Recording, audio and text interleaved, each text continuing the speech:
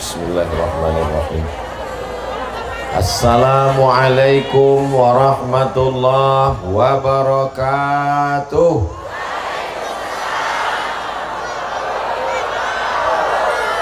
Apa kabar Bapak Ibu semua? Sehat? Kumaha damang? Alhamdulillahi Rabbil Alamin. Allahumma salli ala Sayyidina Muhammad wa ala alihi wa sahbihi wa barik wa sallim. Mudah-mudahan kita semua diakui sebagai umat Nabi Muhammad sallallahu alaihi wasallam. Semoga kita semua diberikan istiqamah iman dan Islam, dan kita semua berakhir dengan husnul khatimah, mati dalam keadaan la ilaha illallah Muhammadur Rasulullah sallallahu alaihi wasallam. Kullu amrin dzibalin, semua amal yang baik, walam yubda bi bismillah, kalau tidak dimulai dengan nama Allah, walam yubda bihamdillah, kalau tidak diawali dengan memuji Allah, fahuwa aqta, maka amal itu putus, tidak bernilai, tidak berkah, tidak bisa dibawa sebagai bekal menghadap Allah. Amal kita malam ini mau dijadikan bekal atau sia-sia? Kita awali dengan alhamdulillahi rabbil alamin. Majlis yang tidak disebut solawat, tidak disebut namanya, majlis itu antana jifah, busuk, berbau, bangkai, berulat, bernanah. Majlis kita ingin menjadi majlis yang baik, kita ucapkan salawat, Allahumma salli ala Sayyidina Muhammad wa ala ali Sayyidina Muhammad.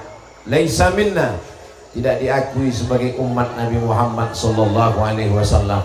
Man lam yarham saghirana, tidak sayang kepada anak-anak, walam ya'rif syarafa kabirina, tidak hormat kepada orang tua, bukan umat Nabi Muhammad sallallahu alaihi wasallam. Ini umat Nabi Muhammad atau bukan?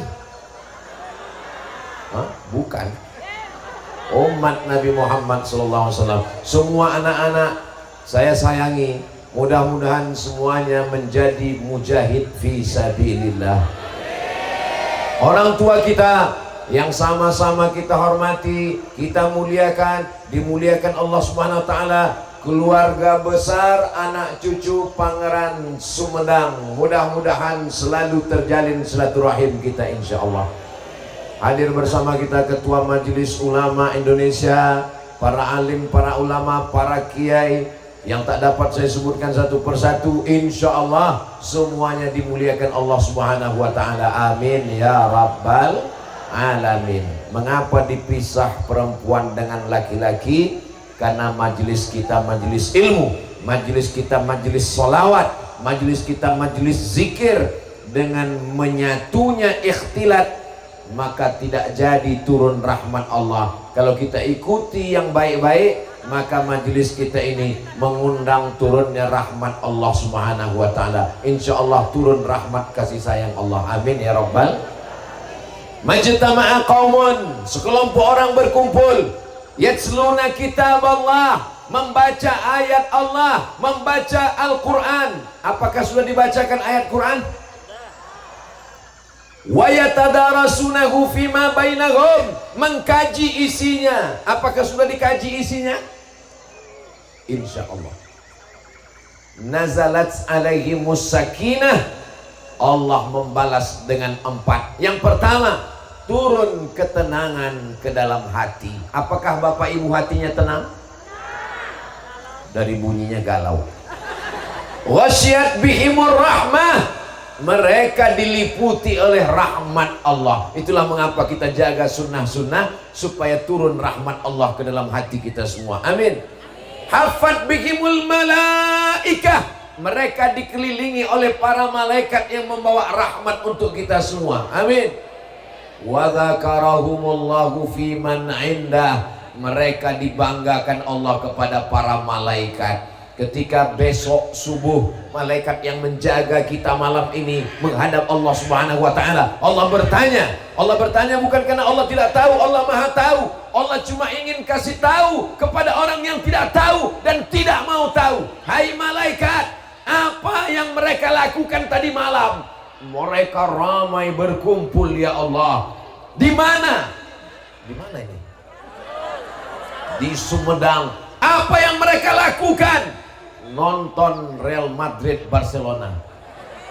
Mereka berzikir menyebut namamu, mereka bersolawat kepada nabimu, mereka membaca kitab sucimu. Apakah pernah mereka melihat aku? Tidak. Mereka pernah melihat surgaku? Belum. Mereka pernah melihat nerakaku? Belum.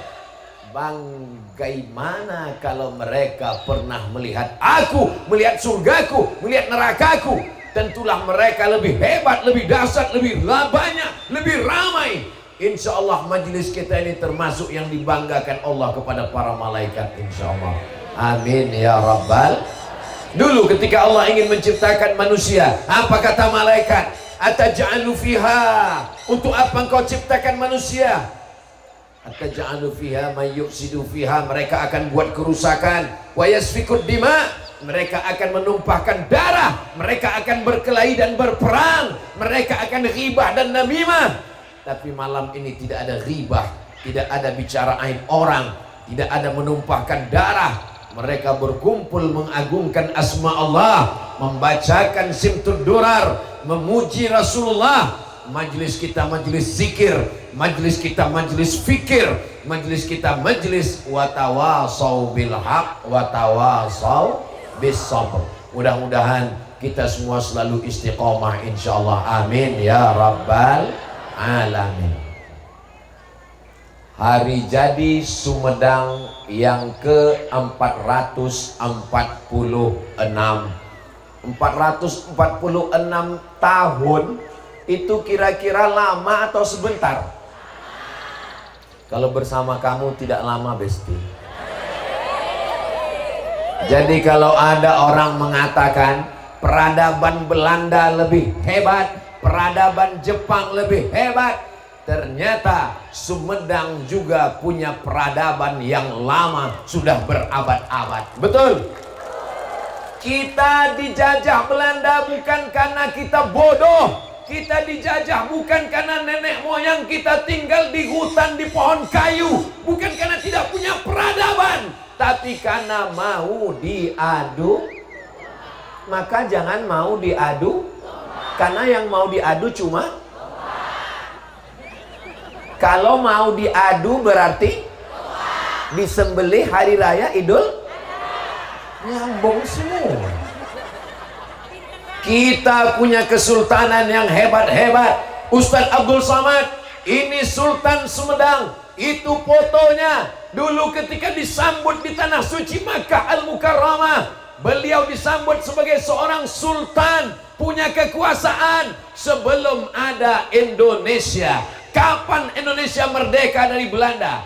17 Agustus tahun 45. Itulah hari kemerdekaan 1945. Sekarang 2024. Sebentar lagi 2025. 80 tahun Indonesia merdeka. Sebelum itu di mana kita? Kita terdiri dari kesultanan-kesultanan. Pulau Sumatera di atas, Aceh, turun ke bawah, Melayu Delhi, Melayu Langkat di Sumatera Utara, Sisingamangaraja di Tanah Batak, turun ke bawah, Riau, Siak, Sri Indrapura, turun lagi, kerajaan yang ada di Palembang, di Jambi, menyeberang ke Pulau Jawa, sampailah ke Cirebon, lalu kemudian ke Sumedang. Kalau sudah disebut Sumedang, apa yang diingat? Kota pengetahuan. Tapi orang lupa bahwa sebelum itu semua Sumedang punya peradaban, punya kesultanan, punya kerajaan, masih ada sampai hari ini. Mudah-mudahan anak cucu generasi kita menjaga ilmu pengetahuan ini sampai hari kiamat insyaallah. Amin ya Rabbal. Kamera sudah menyala di atas. Lambaikan tangannya. Jangan lama-lama. Bagi yang handphonenya ada senternya, ada flashnya, bisa dihidupkan? Tolong hidupkan. Kita mau kasih tahu ke seluruh dunia, begini orang Sumedang bersolawat. Salatullah, salamullah ala Taha Rasulillah. Salatullah, salamullah ala Yasin Habibillah. Tawassalna hadi Rasulillah wa kulli mujahidin lillah bi ahlil badri ya Allah. Salatullah, salamullah ala Taha Rasulillah. Salatullah, salamullah ala Yasin Habibillah, ala Yasin Habibillah. Sallu ala Nabi Muhammad. Kita tidak ingin mengembalikan Indonesia menjadi kesultanan. Betul? Cinta Indonesia, cinta NKRI, cinta Subang. Tapi saya mau ngetes, ini jamaahnya masih sadar atau enggak? Ternyata masih sadar. Sumedang Pak Ustadz. Jangan sampai anak cucu kita tidak tahu peradaban. Dia sangka kita tidak punya kerajaan. Dia sangka kita tidak punya kesultanan. Dia anggap kita ini bodoh, tidak punya tahu untuk mendirikan sebuah kerajaan. Maka anak cucu kita ajarkan, datang kemari, baca bukunya, lihat kesultanannya, kenali para raja-rajanya. Untuk para sultan-sultan Sumedang yang sudah berjuang, untuk mereka semua Al-Fatihah. A'udzubillahi minasyaitonir rajim.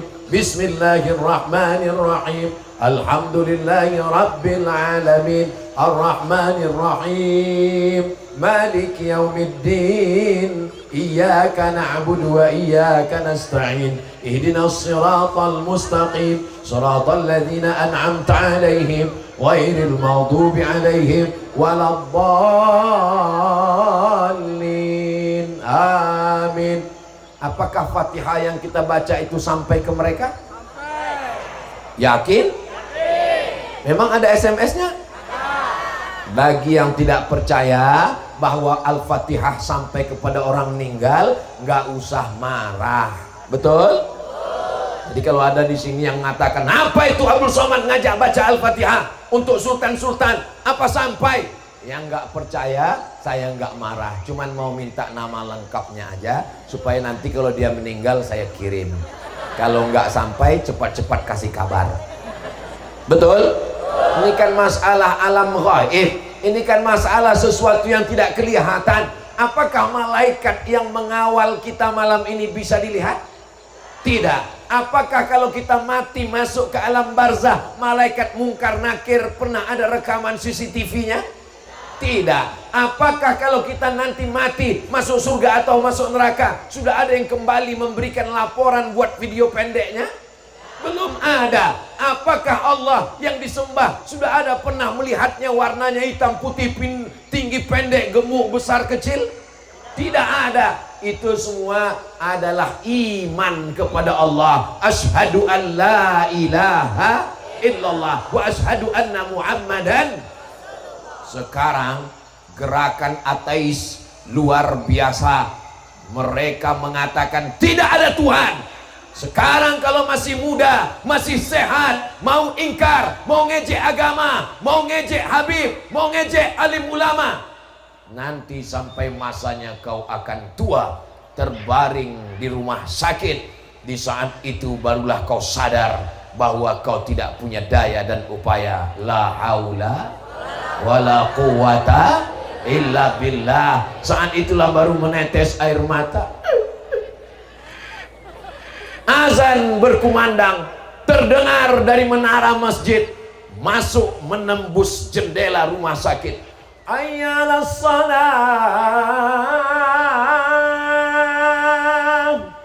meleleh air mata. Andai dulu pernah ke masjid, andai dulu pernah bersolawat, andai pernah dulu memuliakan ulama, andai dulu mencintai para habaib, lantar ji'al ayyamul lati madat, menetes air mata darah masa lalu tak akan pernah terulang kembali. Betul? Alhamdulillah, ini yang saya lihat hadir ini anak-anak muda semua. Ustadz Somad, kami ini sudah tua. Enggak ada yang tua. Ini yang tua malam ini hanya wajahnya saja, signalnya tetap muda. Mereka ini adalah anak-anak muda. Jangan tepuk tangan dulu, tunggu. Mereka ini adalah anak-anak muda yang terjebak di tubuh yang tua. Casingnya tua tapi semangatnya muda. Betul? 28 Oktober 1928 adalah hari Sumpah Pemuda. Apakah yang bersumpah waktu itu muda semua? Banyak orang tua tapi semangatnya muda. Betul? Takbir. Kenapa Ustadz bertakbir? Saya mau ngetes, ini anak muda apa orang tua? Maka dari bunyi takbirnya suara anak muda. Takbir. Anak muda. Kalau di tempat panti jompo saya tausiah takbir. Allahu Akbar. Saudara yang dimuliakan Allah Subhanahu wa taala, acara kita adalah Hari Jadi Sumedang ke-446 dan Milangkala YPS ke-69 halal bi halal. Kita pergi ke Mekah dan Madinah insyaallah. Amin. Ibu nawar-nawar jilbab.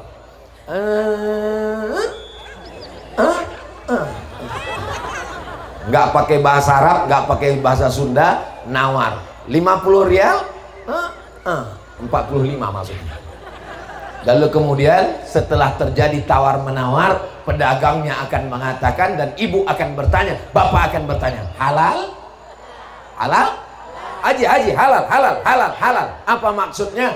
Jilbabnya saya kasih ke kamu, uang kamu saya ambil, dan hubungan kita ini adalah halal. Lalu apa makna halal?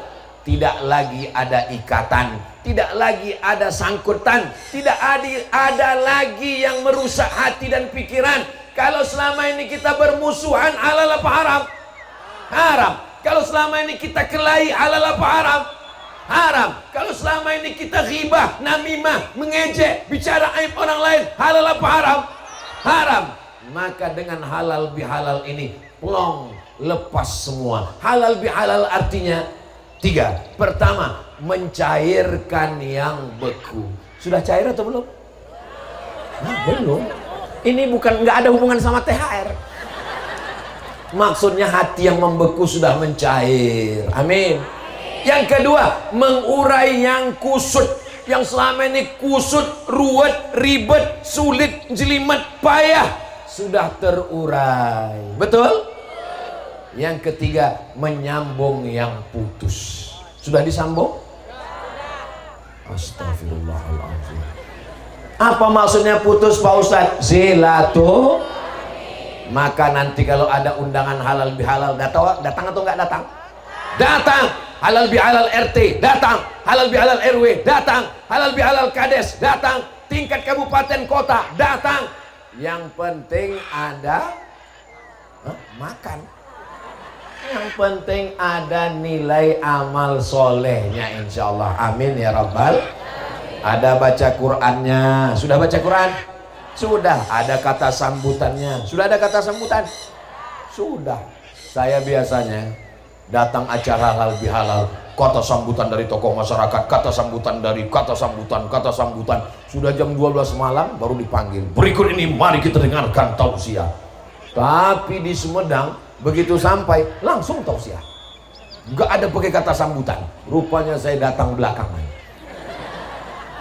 Bapak Ibu yang dimuliakan Allah Subhanahu wa taala, halal bihalal bukan lomba pidato. Halal bihalal adalah bagaimana yang selama ini hati membeku menjadi cair. Amin. Bagaimana hubungan yang selama ini ribet, ruwet, jelimet, kusut menjadi terurai. Amin. Bagaimana hubungan yang selama ini putus, retak, hancur, berkeping, tersambung kembali insya Allah. Amin ya Rabbal.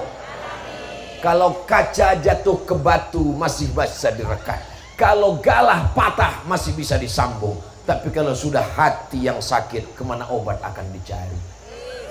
Maka satu-satunya obat hanyalah halal bi. Maka halal bihalal kita malam ini. Kan sudah sholat Idul Fitri Pak Ustadz. Memang sudah sholat Idul Fitri, tapi kemarin waktu di tanah lapang seperti Tom and Jerry. Yang satu di sana, satu di sana. Dia di mana ya? Dia di sana. Kalau gitu aku di sini. Assalamualaikum warahmatullah. Assalamualaikum warahmatullah. Lihatnya pun nggak mau. Betul? Oh, betul katanya. Tapi malam ini kita semua berlapang dada untuk memaafkan orang-orang yang menyakiti, merusak hubungan kita. Mudah-mudahan diberikan Allah hidayah insyaallah. Amin ya Rabbal. Ini kita mau bahas minta maaf dulu atau memaafkan?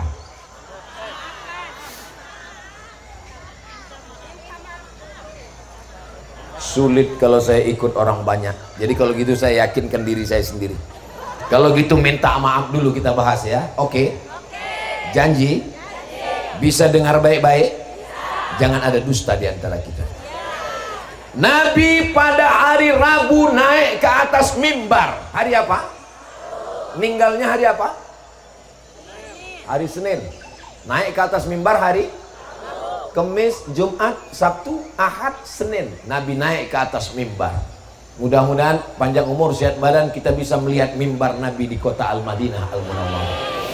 Nabi naik ke atas mimbar. Nabi bertanya, man kuntu jalatu lahu zahran.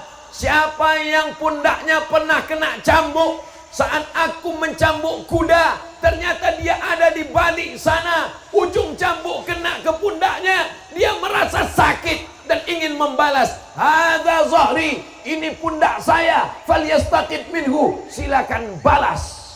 Kira-kira ada sahabat Nabi yang mau membalas? Enggak ada. Semuanya tertunduk, mereka bersedih. Nabi minta maaf dan minta balas. Jadi kalau nanti Bapak tiba-tiba berkata, jika ada jamaah yang sakit hati dengan Ustadz Somad, pernah pundaknya tersakiti, waktu lewat jamaah kaki pengawalnya nginjak jempolnya sampai pecah, dari mulai tempat istirahat sampai ke pentas, berapa tadi kaki yang tersakiti, berapa yang teraniaya, berapa orang yang tersinggung, maukah memaafkan Ustadz Abdul Somad? Alhamdulillah, lebih baik saya minta maaf di sini daripada dicari di padang mahsyar. Kok padang panjang? Lebih baik di dunia. Nabi saja Sayyidul Anbiya wal Mursalin, Sayyidul Awwalina wal Akhirin, Sayyidul Kaunaini wal Thaqalain, Sayyidina wa Maulana Muhammadin, tetap meminta maaf di dunia. Kamu siapa guys? STJ, status tak jelas. Nabi aja yang masuk surga mengajarkan meminta maaf. Ternyata sahabat tidak ada yang mau membalas. Pertama, tentang cambuk yang melukai kulit. Lalu Nabi bertanya lagi, siapa orang yang hatinya tersinggung, sakit hati, hadza, ini kehormatan Muhammad, falyastaqid minhu, silakan balas. Siapa yang kata-kataku merasuk ke dalam jantung hatinya, siapa yang kata-kataku melukai perasaannya, menyinggung perasaannya, melukai hatinya, silakan balas. Apakah ada sahabat Nabi yang membalas? Tidak ada. Selama saya tausiah, apakah Bapak Ibu mau memaafkan segala silap kata-kata saya menyinggung perasaan Bapak Ibu? Perasaan selama di sini Ustaz Somad nggak ada nyinggung perasaan kami. Selama ini memang enggak. Tapi jamaah ini banyak yang datang mau ngelihat mana dia orang yang sudah menghabiskan paket kami 2 giga itu. Betul Bu? Oh betul katanya. Kami mau lihat mana Ustaz Abdul Somad yang kami tonton, yang kami lihat di TikTok, yang kami tonton di YouTube, yang kami dengar tausiahnya. Kunci mau dengar tausiah Ustadz Somad, kuncinya satu saja, jangan tersinggung. Karena beberapa jamaah yang dengar tersinggung pulang meninggal. Ustaz Abdul Somad ini mendahului Tuhan. Mana ada orang tersinggung lalu meninggal. Meninggalnya bukan karena tersinggung, karena ajalnya sudah sampai. Innama amruhu idza arada syai'an ayyaqula lahu kun. Siapa yang pundaknya pernah tercambuk, silakan balas. Sahabat nggak ada balas. Siapa yang hatinya pernah tersakiti, silakan balas. Sahabat nggak ada yang balas. Lalu Nabi bertanya yang ketiga, siapa yang uangnya pernah terpakai? Ketika itu sahabat Nabi berkata, inna alai thalatha darahim, inna laka alayya thalatha darahim. Engkau punya utang 3 dirham ya Rasulullah, ya Muhammad sallallahu alaihi wasallam. Ini membuktikan bahwa sakit di kulit bisa dimaafkan, sakit di hati bisa dimaafkan, tapi utang berat, guys. Betul? Oh, betul katanya. Masalah sakit hati bisa dimaafkan, masalah sakit di kulit bisa dimaafkan, tapi masalah utang susah untuk dimaafkan. Kebetulan saya tausiah di tempat teman sahabat. Saya datang ke rumahnya, di depan pintunya tertulis, memberikan hutang menambah musuh. Saya foto di depan, beri hutang nambah musuh. Saya posting di Instagram, komennya betul. Ternyata zaman sekarang kalau kita memberikan pinjaman, menolong orang, ternyata lebih banyak minyak untuk nagihnya daripada uang yang ditagih. Betul? Oh, pada butuh ngomong betul semua ini. Mudah-mudahan saudara kita yang berutang diberikan Allah pintu rezeki terbuka, segera bayar utang insya Allah. Amin. Ketika Nabi yang penghuni surga, tidak ada yang masuk surga kecuali dengan syafaatnya, dia tetap minta maaf. Lalu siapa kita? Ini sudah Idul Fitri yang ke hari keberapa ini? Sudah mau habis Idul Fitri, betul? Belum Pak Ustadz, masih 10 yang di awal. Kenapa kita begitu sombong dan angkuh tidak minta maaf? Emangnya Ustadz Somad sudah minta maaf? Saya datang kepada orang-orang tua untuk minta maaf. Mudah-mudahan Allah memaafkan segala silap Ustadz Abdul Somad insya Allah. Amin ya Rabbal. Jadi kalau ada orang mengatakan saya nggak mau minta maaf, mana dalilnya? Mana dalilnya? Itu dalilnya sudah dibacakan tadi oleh Ustadz Abdul Somad. Mudah-mudahan orang yang mencari dalil sudah ketemu insya Allah. Amin ya Rabbal. Buka kitab-kitab sirah. Yang paling tua namanya sirah Ibnu Ishaq. Setelah itu ada sirah Ibnu Hisham. Setelah itu ada lagi sirah ditulis oleh Imam Ibnu Katsir. Sampailah pada buku yang di zaman modern, Ar-Rahiq Al-Maktum, juara lomba sejarah Nabi. 150 negara, juara satunya dari India, namanya Syekh Safiur Rahman Al-Mubarakfuri, secara detail menyebutkan bagaimana Nabi meminta maaf. Jadi kalau sampai hari ini ada orang yang sombong dengan tarawihnya, sombong dengan iktikafnya, sombong dengan khatam Qur'annya, itu nggak ada apa-apanya nanti di akhirat sebelum meminta maaf. Ya'ti yaumal qiyamati bisolatin. Ada orang yang datang menghadap Allah hari kiamat, sholatnya banyak, tarawih 20 rakaat, witirnya 3-2-3, bangun malam tahajud 8, sholat sunat wudu, sholat sunat taubat, sholat sunat hajat, paginya duha, sholat sunat isyraq, maghrib ke isya awabin. Tapi ternyata menyakiti tetangga parkir di depan 5 menit, ngamuknya 5 minggu. Bagaimana kita mau? Baru lewat lampu merah traffic light, belum lagi hijau, baru merah sebentar, 1 menit 60 detik, 40 detik, 30 detik, 5 detik lagi klakson tang. Bagaimana kita menghadap Allah Subhanahu wa Ta'ala? Katanya sabar, katanya sudah puasa 30 hari, katanya kalau datang orang memusuhi, ini shaim, saya puasa. Tapi begitu selesai bulan Ramadan, seperti kuda lepas kandang. Mudah-mudahan kita mengambil iktibar pelajaran dari bulan puasa insyaallah. Amin ya rabbal. Tapi bukan berarti kalau sudah puasa lalu sabar dan marahnya hilang. Bulan puasa bukan menghilangkan kesabaran. Bulan puasa bukan menghilangkan marah. Bulan puasa adalah menempatkan marah pada tempat. Bukan berarti setelah Ramadan Idul Fitri lalu bapak nggak marah lagi, nanti besok ada orang yang ngadu, bapak, pak Haji, ya tadi saya lihat istri bapak dibawa orang. Ikhlaskan saja. Itu bukan sabar, itu bodoh. Mudah-mudahan kita semua termasuk orang yang menempatkan kesabaran pada tempatnya insyaallah. Amin ya rabbal. Ustaz Abu Somad emangnya pernah minta maaf? Saya selalu minta maaf. Saya ngajar di kampus, saya minta maaf ke mahasiswa, saya minta maaf ke istri, saya minta maaf ke anak, saya minta maaf ke jamaah. Tidak ada hinanya kita meminta maaf. Iya Pak Ustadz, tapi saya sudah lama mau minta maaf, tapi saya ragu. Nanti saya datang ke rumahnya, tiba-tiba yang keluar anjing herder. Nanti saya ketuk pintu rumahnya, tiba-tiba yang melayang panci sama kuali dari dapur. Jangan pikirkan responnya, tapi pikirkanlah bagaimana nanti kita di akhirat. Betul? Datang ke rumahnya, ucapkan salam. Masalah dia nggak ngasih masuk, nggak usah diurus. Masalah dia marah, jangan pikirkan. Yang penting kita sudah minta maaf. Tapi jangan diomongin, jangan diomongin begitu. Jangan besok pagi, assalamualaikum, saya nggak mikirkan, kamu mau marah terserah, yang penting saya minta maaf. Dia makin marah sama kita. Doakan dia malam ini, Allahumma hdi qaumi fa innahum la ya'lamun. Berikanlah hidayah kepada tetangga, kepada kawan, kepada sahabat, kepada keluarga. Mudah-mudahan terbuka pintu hatinya untuk memaafkan kita insyaallah. Amin ya rabbal.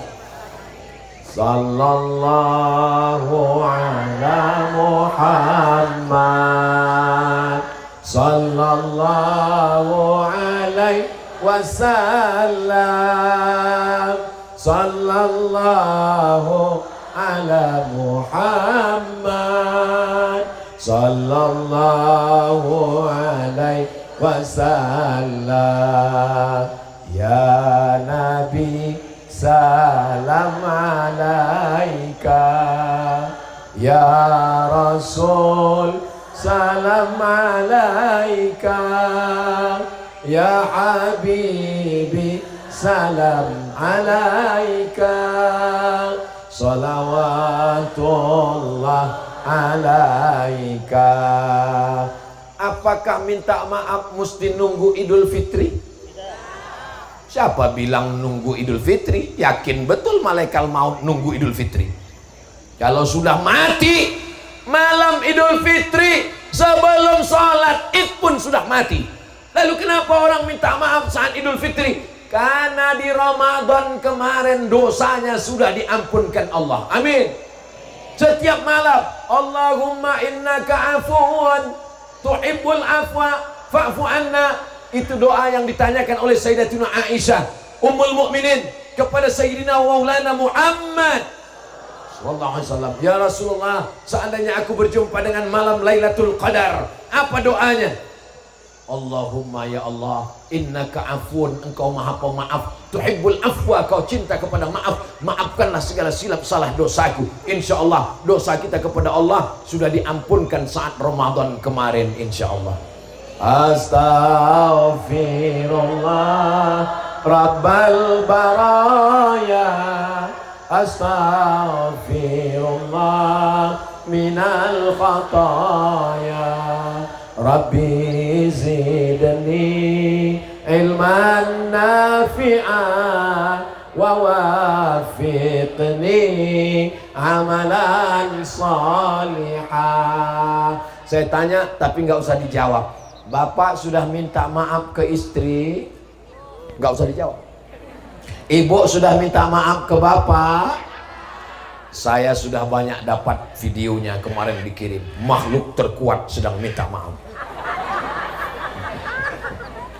Istrinya sungkem di bawah minta maaf, suaminya sambil streaming.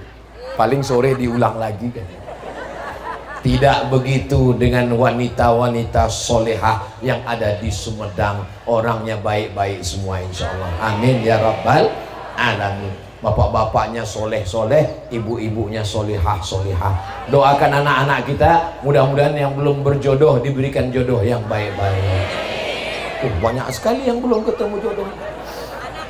Saudaraku yang dimuliakan Allah Subhanahu wa taala, istri sudah minta maaf ke suami, suami sudah minta maaf ke istri, anak sudah minta maaf ke orang tua.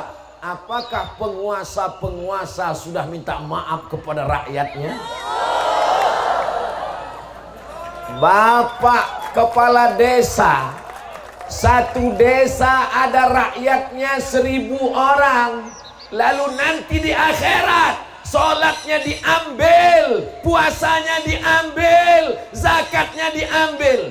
Orang-orang yang dia aniaya, orang-orang yang dia zalimi, inilah yang dikatakan Nabi, atadruna mal muflis, tahukah kamu siapa orang yang bangkrut? Sahabat, ya, tahu kamu siapa orang bangkrut? Sahabat Nabi menjawab, man la dirham lahu wala mata', orang yang enggak punya uang, orang yang enggak punya harta. Bukan itu orang yang bangkrut. Orang yang nanti datang menghadap Allah hari kiamat, ketika dicek oleh malaikat, cek sholatnya, tarawihnya penuh 30 malam. Kenapa penuh? Karena tiap malam safari Ramadan. Coba cek zakatnya, zakatnya melimpah ruah. Kenapa? Karena memang uangnya banyak, sodako, bagi-bagi uang semua, banyak sodako. Tapi ternyata syatama hadza, lidahnya kasar, mencaci maki si fulan. Akala mala hadza, memakan harta si fulan. Wa daraba hadza, memukul si fulan. Wa qadhafa hadza, menuduh si fulan. Wa daraba hadza, menempeleng si fulan. Orang lemah teraniaya, satu-satunya tempat dia menuntut meminta hanya kepada Allah di tengah malam. Ya Allah, tunjukkan kuasamu ya Allah. La haula wala quwata illa billah. Nanti dia datang kepada Allah pada hari kiamat, diambil sholatnya, diberikan pada orang yang dia aniaya, diambil tarawihnya, dilemparkan kepada orang yang dia zalimi, diambil tahajudnya, diambil oleh orang yang pernah dia sakiti. Faniyat hasanatuhu, amalnya habis, sedekahnya terbang, puasanya hilang, zakatnya melayang, hajinya tak bersisa sama sekali. Sementara yang ngantri masih panjang, karena yang teraniaya, terzolimi begitu banyak. Apa yang terjadi? Ukhidat khotoyahum, diambil dosa mereka, turihat ilaih, dicampakkan kepada dia, summa turiha finnar, dia ditenggelamkan ke dalam neraka. Inilah orang yang masuk neraka bukan karena tidak sholat, bukan karena tidak puasa, bukan karena tidak haji, bukan karena tidak berzakat, tapi karena tidak meminta maaf. Minta maaf katanya sudah tertutup kalau sudah habis lebaran. Pintu maaf tidak pernah tertutup. Betul Bu? Ibu masih mau memaafkan Bapak? Masih Pak.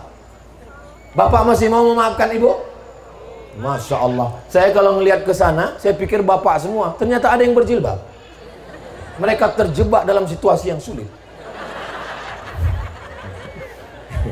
Bapak Ibu yang dimuliakan Allah Subhanahu wa taala. Hai Abdul Somad, pahala ceramahmu hilang karena kau sudah menyakiti perasaan ibu-ibu. Maukah ibu memaafkan silap salah saya? Mau Bapak memaafkan silap salah Abdul Somad? Alhamdulillahirabbil alamin. Begitulah Nabi Muhammad sallallahu alaihi wasallam mengajarkan kita merendahkan diri kita. Yang kaya semuanya akan mati. Yang miskin lebih cepat. Siapa bilang orang miskin lebih cepat Pak Ustadz? Iya, itu orang kaya nyawanya bisa ditambah. Semakin canggih rumah sakit, semakin mewah, punya pesawat pribadi, bisa berobat ke Eropa, apakah umur bisa ditambah? Tidak. Kalau sudah mati, mati. Jangan sangka karena kau kaya lalu bisa nyogok malaikat. Bisa. Hakim bisa disogok? Saya nggak ada ngomong ya.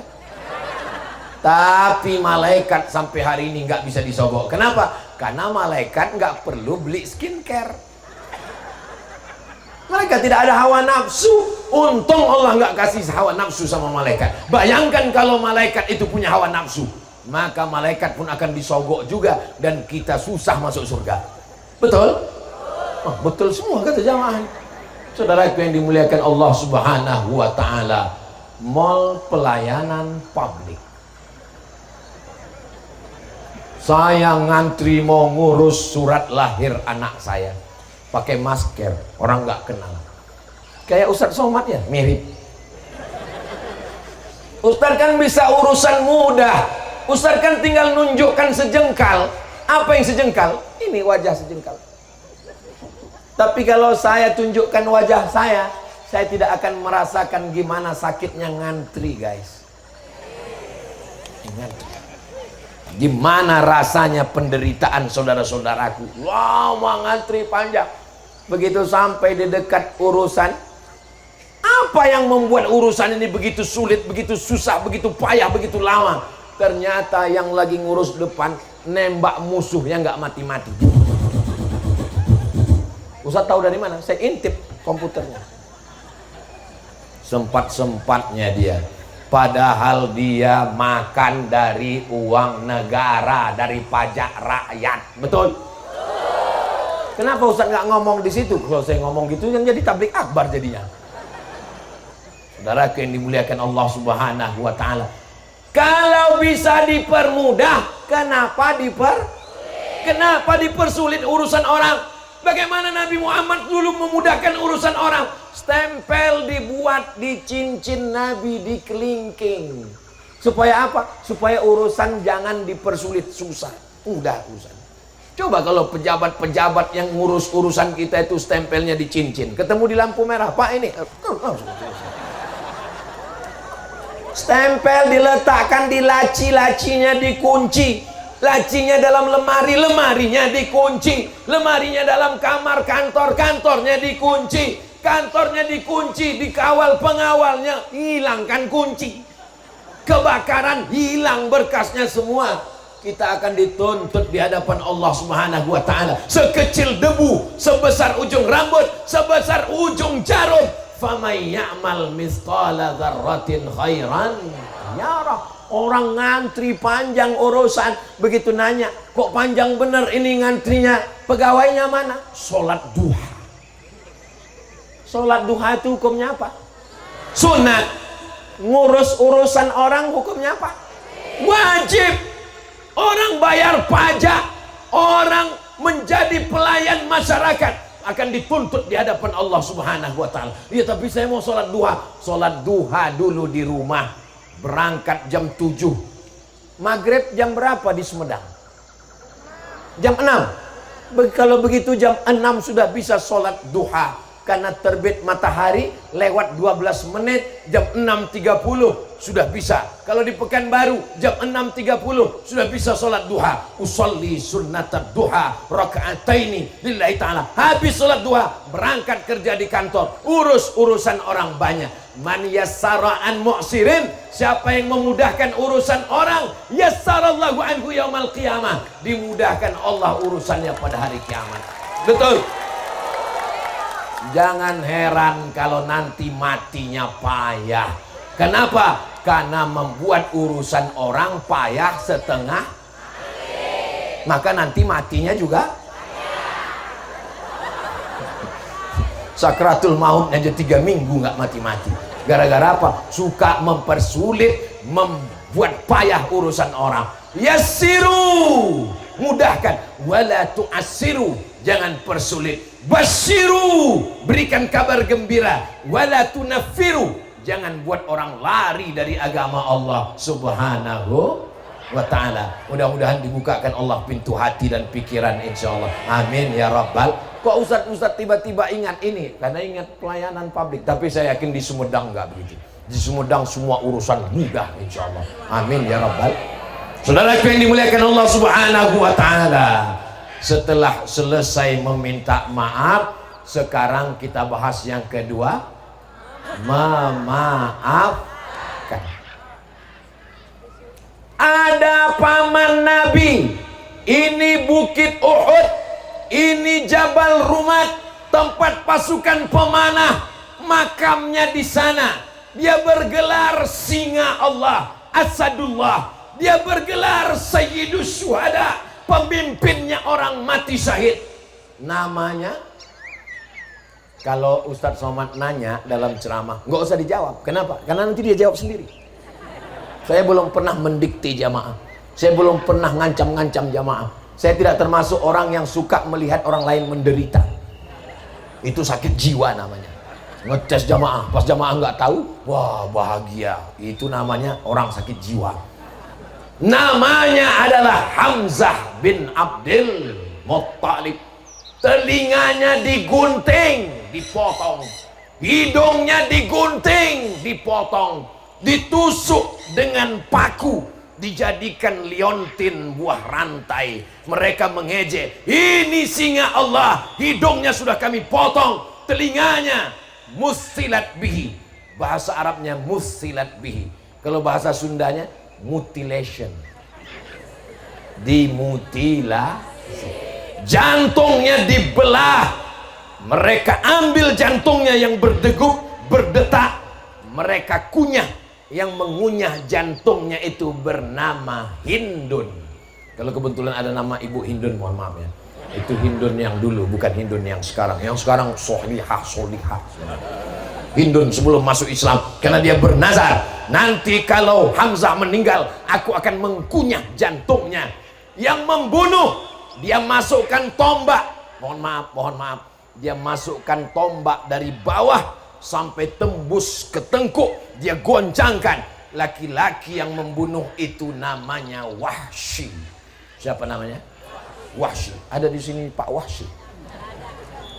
Nggak ada orang Islam memberi nama Wahsy, karena pembunuh Hamzah bin Abdul Muttalib. Itu terjadi tahun 3 Hijrah saat perang Uhud. Mudah-mudahan nanti umur panjang kita bisa ziarah ke Bukit Uhud insyaallah. Assalamualaikum ya sayyidas syuhada. Begitulah memuliakan Hamzah bin Abdul Muttalib. Tahun ketiga, hari berganti, musim berubah. Tahun keempat, tahun kelima, tahun keenam, tahun ketujuh, tahun kedelapan. Tahun kedelapan, apa yang terjadi? Nabi Muhammad sallallahu alaihi wasallam datang dari kota Madinah menuju kota Makkah Al-Mukarramah. Berapa pasukan yang dia bawa? 10.000 pasukan berkuda, dengan tombak, dengan panah, dengan pedang, sudah siap menghancurkan orang Makkah. Hai orang Makkah, dulu kalian gunting telinga Hamzah, sekarang kami akan memotong telinga kalian. Sekarang kami dengan pasukan lengkap akan membelah jantung kalian. Dulu kalian menjadikan hidung Hamzah sebagai liontin buah rantai. Hari ini kami juga akan memotong hidung kalian, menyobek dada kalian, mencincang jantung kalian. Apakah itu dilakukan Nabi Muhammad SAW? Kita lanjutkan setelah yang satu ini. Datang panglima perang, namanya Sa'ad bin Ubadah. Siapa namanya? Sa'ad bin Ubadah. Dia acungkan pedang. Apa kata Sa'ad? Hadza yaumul malhamah. Ini hari balas dendam. Ini hari balas dendam. Kita akan bunuh orang Makkah. Nabi memanggil Sa'ad. Ta'al ya Sa'ad. Ta'al ya Sa'ad. Kalau bahasa Inggrisnya, Sa'ad kadia. Sa'ad pun datang. Kumaha ya Rasulullah, damang. Kata Rasulullah SAW, hadza yaumul marhamah. Ini hari berkasih. Ini bukan hari pembalasan Sa'ad. Ini hari berkasih sayang. Tidak ada satupun telinga yang digunting. Tidak ada satupun hidung yang dipotong. Tidak ada satu dada yang dicabik. Tidak ada satu jantung yang dikunyah. Nabi hanya menghancurkan berhala-berhala. Dari batu, dari kayu. Ada lukisan di dalam Ka'bah. Dibakar, dibersihkan. Setelah itu Bilal bin Rabah dipersilakan naik ke atas Ka'bah mengumandangkan azan. Allahu Akbar, Allahu Akbar. Yang sakit hati mendengarkan Allahu Akbar, Allah Maha Besar. Hatimu sedih, hatimu terluka, Allah Maha Besar. Yang dendam, dendamnya hilang, Allahu Akbar. Setelah itu Nabi pun berpidato di depan penduduk Makkah. Ma tarawna anni fa'ilum bikum. Hai penduduk Makkah, bukankah 8 tahun, 5 tahun yang lalu kalian menggunting telinga Hamzah? kalian mencabik-cabik jantung Hamzah, kalian menyobek dada Hamzah, kalian mengunyah hati Hamzah. Sekarang aku datang dengan 10.000 pasukan. Apa yang akan aku lakukan terhadap kamu? Apa kata penduduk Makkah?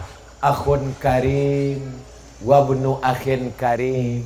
Engkau saudara kami ya Muhammad. Engkau saudara kami dan ayahmu pun saudara kami ya Muhammad. Lalu apa kata Nabi SAW? Izhabu wa antumut tulaqa. Pergilah kamu, pergi. Kamu bebas semuanya. Ketika itulah mereka bersyahadat, asyhadu an la ilaha illallah wa asyhadu anna Muhammadan Rasulullah. Turun ayat, idza jaa nasrullah. Ketika datang pertolongan Allah dan kemenangan, wa ra'aitan nasa yadkhuluna fi dinillah. Masuk mereka ke dalam agama Islam. Bukan 1, bukan 5, bukan 10. Afwaja, berbondong-bondong masuk Islam. Mereka masuk Islam bukan karena pedang. Mereka masuk Islam bukan karena tombak. Mereka masuk Islam karena maaf. Kenapa orang sulit untuk masuk Islam hari ini? Karena tulisan di belakang baju, tiada maaf bagi. Mudah-mudahan kita menjadi orang yang memaafkan orang lain, insya Allah. Amin. Berlapang dada. Doakan supaya yang ceramah ini juga mudah memaafkan orang lain. Kadang kalau ceramah ini mudah, pas mau memaafkan, Ustadz sudah memaafkan. Nanti dulu. Kamu sudah maafkan si Anu? Sudah Pak Ustadz. Sudah datang ke rumahnya? Nanti, hari kiamat. Itu dendam kesumat namanya. Doakan supaya hati Abdul Somad lembut untuk memaafkan orang lain. Maka ketika Nabi SAW berada di kota Makkah Al-Mukarramah, dulu ada laki-laki dengan kudanya menginjak-injak jenazah sahabat Nabi. Dia sombong. Namanya Abu Sufyan. Siapa namanya? Abu Sufyan. Abu Jahal, Abu Lahab, Abu Sufyan. Abu Sufyan dengan sombongnya nantang Nabi. Mana Muhammad? Mana Muhammad?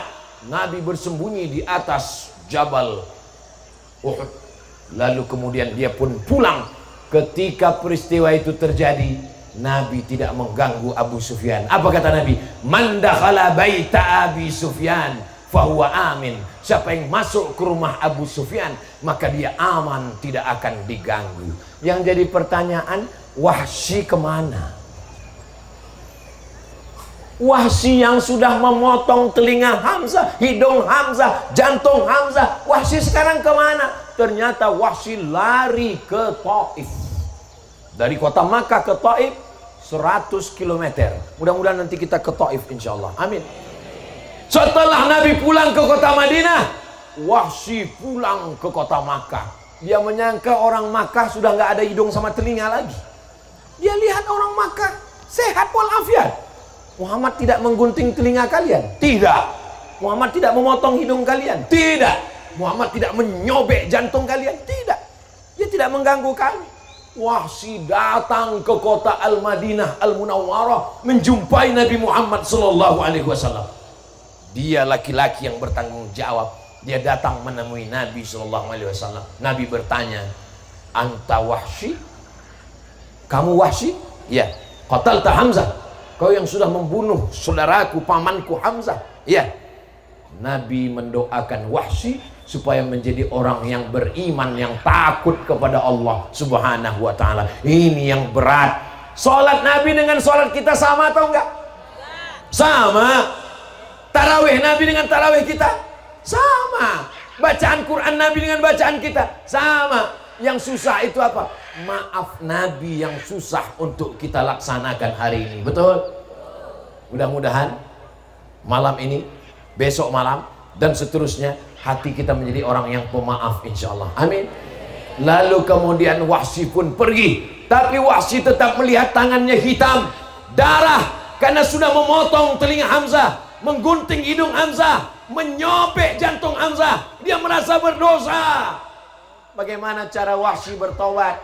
Sampai akhirnya ada seorang nabi palsu zaman Abu Bakar Siddiq, namanya Musailamah Al-Kazzab. Siapa namanya? Musailamah kadzab. Musailamah al-kadzab mesti dibunuh. Dia sudah buat Quran palsu, dia mengejek agama Islam. Lihat, kalau yang diejek Nabi, Nabi memaafkan. Kalau yang dibunuh paman Nabi, Nabi memaafkan. Tapi kalau sudah agama Islam diejek, ada maaf? Ini banyak orang sekarang, kalau dirinya diejek, dia ngamuk. Kalau istrinya diejek, dia ngamuk. Tapi kalau agamanya diejek, kita adalah bangsa pemaaf. Pemaaf otakmu bolong. Nabi kalau untuk dirinya dia maafkan, untuk pamannya dia maafkan. Tapi kalau untuk agama, Abu Bakar Siddiq mengutus bala tentara untuk menghancurkan si nabi palsu Musailamah al-Kadzab. Inilah kesempatan saya, kata Wahsy, saya mau bertobat kepada Allah. Tangan saya pernah membunuh orang paling baik, Hamzah, maka dia mesti membunuh orang paling jahat, Musailamah. Maka Wahsy mengakhiri pertaubatannya dengan membunuh si nabi palsu Musailamah al-Kadzab. Dialah yang menikam Musailamah al-Kadzab. Maka sejak itu apa kata Wahsy? Tangan ini memang pernah membunuh orang paling baik, tapi juga pernah membunuh orang yang paling khiyarukum fil jahiliyah, khiyarukum fil Islam. Mudah-mudahan Allah mengampunkan silap salah dosa kita insyaallah. Astaghfirullah Rabbal baraya, astaghfirullah minal khataya, Rabbi zidni ilman nafi'a wa wafiqni amalan salihah. Bagaimana dengan Hindun? Hindun yang mengunyah jantung Hamzah, Hindun yang katanya tidak mau masuk Islam. Aku tidak akan masuk Islam sampai mati, kata Hindun. Tiba-tiba Hindun masuk Islam. Datang orang menemui Hindun. Hindun, katanya kamu nggak mau masuk Islam. Kenapa kamu masuk Islam? Aku tidak pernah masuk Islam. Loh, sekarang kamu sudah masuk Islam. Islam itu yang masuk ke dalam hatiku. Ketika Nabi sedang duduk di atas bukit Sofa, Hindun datang. Ya Muhammad, inna Aba Sufyan rajulun syahih. Suami saya orangnya bakhil, bin medit, bin kikir, bin pelit, bin kedekut. Apakah boleh saya ambil uangnya untuk memberi makan anak-anak saya? Kata Nabi, boleh, bil ma'ruf, secukupnya, jangan lebih. Kalau lebih haram. Itu hadis. Hindun tetap boleh berdialog dengan Nabi Muhammad sallallahu alaihi wasallam. Nabi memaafkan Hindun, Nabi memaafkan Abu Sufyan, Nabi memaafkan kota Makkah, tapi Nabi juga meminta maaf. Laqad kana lakum fi Rasulillah uswatun. Itu kan Nabi, Ustaz Somad. Susah kita mau ikut Nabi. Bagaimana dengan orang biasa? Ngeyel. Diceritakan Nabi, nanti diceritakan Abu Bakar. Itu kan Abu Bakar. Saya kan Abu Lahab. Nanti diceritakan, ada nggak orang Indonesia yang bisa memaafkan? Difitnah akan membunuh presiden, difitnah akan menjual Indonesia ke Malaysia, difitnah akan merusak negara kesatuan Republik Indonesia, difitnah akan mengganti Pancasila, dijebloskan ke dalam penjara, disiksa sampai dia melihat ada pisau silet. Lalu setan datang berbisik, ambil silet itu. Lalu dia pun mengambil silet, potong tanganmu. Di kampungmu engkau ditokohkan, dianggap sebagai ulama, tanganmu dicium, kau orang mulia. Sekarang kau di penjara, dihina, difitnah, gak ada gunanya hidup. Potong tanganmu, potong. Setan berbisik kepadanya, tapi masih ada yang menolong dia. Nasrum minallah wa fathun qarib. Allah yang menolong. Hasbunallahu wa ni'mal wakil. Ni'mal maula wa ni'mal nasir. Wala haula wala quwata illa billahil aliyil azim. Hari berganti, musim berubah, disiksa, disakiti, difitnah, dituduh. Akhirnya dia keluar juga dari penjara. Ketika dia sedang duduk-duduk di rumah, tiba-tiba datang beberapa orang mengetuk pintu. Assalamualaikum. Waalaikumsalam. Ada Buya di rumah? Ada. Apa ini yang dibawa? Surat wasiat. Ternyata orang yang memenjarakannya dulu menulis wasiat, nanti kalau aku mati, tolong yang menjadi imam sholat jenazahku adalah Haji Abdul Malik Karim Amrullah Buya Hamka. Orang Indonesia atau orang Arab? Asli orang Indonesia. Nanti kalau saya katakan ini ceritanya dari sahabat Nabi, itu kan sahabat Nabi. Ini asli dari bumi kita, dari Nusantara. Orang-orang yang pemaaf luar biasa. Dan anehnya, dia mau menyolatkan jenazahnya. Saya ketika baca buku ini, ditulis oleh anak Buya Hamka, namanya Irfan Hamka, judul bukunya Ayah. Begitu saya baca buku ini, saya tutup buku, saya nggak sanggup membacanya. Andai saya lah diejek orang, dibully orang, diejek orang, dicaci maki orang, tiba-tiba datang orang, maukah engkau menjadi imam sholatku? Akan saya tulis, cari Bapak Ketua Majelis Ulama Indonesia Sumedang. Saudaraku yang dimuliakan Allah Subhanahu wa Ta'ala, ternyata pantas Allah memuliakan orang-orang yang luar biasa. Dituduh plagiat, memalsukan cerita, mengambil dari Mesir.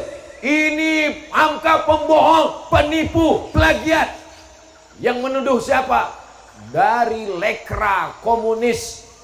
Tapi kemudian beliau hanya diam. Beliau mengamalkan kata-kata hikmah, idza nataqas safihu fa khairum min ijabatihi sukutu. Kalau kamu diejek orang dungu, maka jawaban yang paling baik adalah diam. Apa jawaban yang paling bagus? Diam. Karena melawangi anjing menggonggong berarti kita juga. Lalu kemudian apa yang terjadi? Tiba-tiba ketika beliau sedang duduk di rumah, datang tamu. Assalamualaikum. Waalaikumsalam. Buka pintu, kamu siapa? Seorang perempuan namanya Astuti. Astuti itu nama perempuan. Kalau di tempat saya Astuti namanya Astrea Tahun Tinggi. Mohon maaf Bu Astuti, jangan tuh sini. Kamu siapa? Saya Astuti. Ini siapa? Ini calon suami saya, mu'alaf, mau masuk Islam. Terus kamu datang ke sini? Pesan ayah kami supaya kami belajar agama Islam kepada Buya. Ayah kamu siapa? Ayah kami Pramudia Anantatur yang dulu memfitnah Buya Hamka. Begitu lembut hatinya untuk mengajar anak orang yang pernah memfitnahnya. Jadi kalau ada orang yang hari ini berkata, kita hidup di zaman modern, tidak akan mudah memaafkan orang lain, maka para ulama dari negeri ini sudah memberikan contoh yang terbaik. Mudah-mudahan kita termasuk minal aidin, orang yang kembali kepada kesucian, wal faizin, dan menang melawan hawa nafsu. Nafsu makan bisa ditahan? Bisa. Nafsu minum bisa ditahan? Bisa. Nafsu marah? Nafsu ghibah? Bisa Pak Ustaz. Kabarnya anak sianu, suami sianu, menantu sianu. Stop, jangan bicara aib orang lain. Kita sedang puasa. Nanti habis maghrib kita lanjutkan. Insyatamahu ahadun. Kalau datang orang mencaci maki, kalau datang orang ngajak kelahi, au qatalahu, falyaqul inni shaim, inni shaim. Berani kamu sama saya sedang puasa. Kamu nantang dengan saya sedang puasa. Nanti habis buka, ku tembak kepala kau. Mudah-mudahan kita semua menjadi orang yang pandai mengendalikan hawa nafsu, insyaallah. Amin ya rabbal. Allahumma salli ala sayyidina Muhammad wa asghilil zalimin bizalimin. Allahumma salli ala sayyidina Muhammad wa asghilil zalimin bizalimin wa akhrijna min bainihim salimin wa ala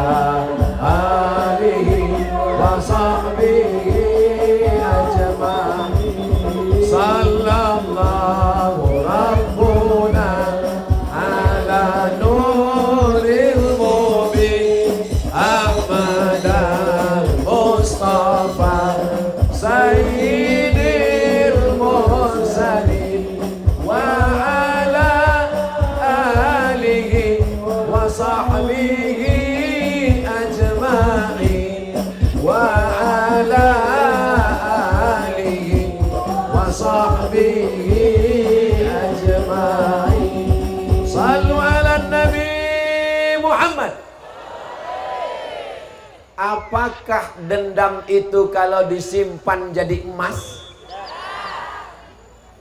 Dendam kalau disimpan menggumpal di dalam hati jadi jantung koroner, diabetes meletus, asam urat, asam lambung, kanker, kantung kering. Dendam kalau disimpan, wajah kita sulit untuk senyum. Kenapa? Karena selalu membayangkan orang yang memusuhi kita. Akhirnya wajah kita seperti jeruk purut diinjak gajah. Dendam kalau disimpan menghabiskan energi. Jangan simpan musuhmu di hatimu, jangan simpan di pikiranmu, jangan simpan di kata-katamu, karena hatimu terlalu suci untuk musuh-musuhmu. Jelas? Pelong aja guys. Ustadz ngomong aja enak begitu. Coba lihat di Instagram Ustadz Abdul Somad, banyak yang ngejek. Pernah jamaah ngeliat ada Ustadz Somad balas ejekan mereka? Nggak ada. Instagram, di YouTube, nggak pernah saya balas. Di TikTok, kenapa Ustadz nggak balas? Saya nggak tahu passwordnya. Yang paling ngerti tentang diri kita siapa? Kita. Saya paling ngerti tentang diri saya. Saya tahu nanti kalau saya baca saya emosi, maka saya nggak baca. Saya tahu kalau saya punya passwordnya saya akan balas, maka saya nggak baca. Maka kalau nggak kuat-kuat mental, jangan main medsos. Halo Ustadz Somad ngomong. Emang Ustadz punya Instagram? Ada Instagram saya yang followernya 9 juta itu. Maksudnya yang belum follow. Ustadz Abdul Somad Official. Ceramah malam ini, Ustadz Somad itu ceramah di mana-mana, sorbannya itu terus. Akhirnya malam ini sorban saya berganti, sorban khas dari Kesultanan Sumedang. Mudah untuk melihatnya, nggak perlu lihat judulnya, lihat yang mana ceramah Ustadz Somad di Sumedang, itu yang sorbannya ada gambar khas itu. Saudara yang dimuliakan Allah Subhanahu wa Ta'ala, saya mau ke depan supaya Kesultanan Sumedang ini dibuatkan filmnya. Setuju? Supaya anak-anak kita tahu, oh ternyata nenek moyang kami, bangsa kami, ulama kami punya sejarah yang luar biasa. Kita support bersama insya Allah. Mudah-mudahan terwujud film Kesultanan Sumedang, ditonton oleh anak-anak cucu kita sehingga mereka tahu sejarahnya insya Allah. Amin. Takbir. Siap jaga Sumedang, siap jaga Jawa Barat, siap jaga Indonesia. Takbir. Sallu ala Nabi. Kenapa Ustadz takbir? Mau ngetes ini jamaah masih hidup atau enggak. Pas saya bertakbir tadi suaranya masih lantang, padahal saya sudah berdiri 1 jam 10 menit. Tadi saya berdiri setengah 9, sekarang sudah jam 10 kurang 15. Nggak terasa rupanya kaki saya udah kesemutan. Kira-kira kalau saya ngomong 1 jam lagi masih tahan? Jamaah masih kuat? Saya nggak sanggup. Ini tausiah yang ketiga. Tadi pagi di Subang, habis itu siang, habis itu ini malam. Saya mikir ini malam ini udah habis suara saya. Apalagi saya dikasih tahu Ustadz Somad, kalau ngomong di Sumedang itu suaranya jangan kuat-kuat seperti di Sumatera. Ini bukan Sumatera. Orang Sumedang ini lemah lembut. Saya sudah setting tadi mau ngomong pelan aja. Jamaah sekalian, marilah kita menghormati bangsa kita. Kesultanan Sumedang ini adalah orang-orang yang berbangsa. Tapi rupanya jamaahnya semangat, saya pun ikut jadi semangat juga insya Allah. Akhirnya saya ucapkan selamat hari jadi Sumedang yang ke-446, Milangkala YPS yang ke-69. Semoga Allah menjaga negeri ini menjadi baldatun thayyibatun wa rabbun ghafur, diberikan pemimpin yang adil dan amanah, rakyatnya sakinah mawaddah warahmah, alim ulamanya sayang kepada masyarakat, du'afanya selalu berdoa kepada Allah, ibu-ibunya mendidik anak-anak menjadi anak yang soleh dan solihah. Ala hadhihi niyah wa kulli niyatin solihah. Al